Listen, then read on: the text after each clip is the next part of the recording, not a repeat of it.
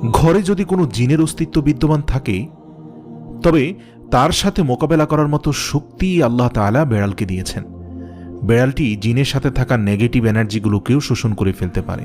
শুধু তাই নয়, বেড়ালের শরীরে আল্লাহ এমন একটি ব্যাকটেরিয়া দিয়েছেন যা কিনা আমাদের আশেপাশে থাকা সব ধরনের নেগেটিভ এনার্জিকে শোষণ করে নেয়।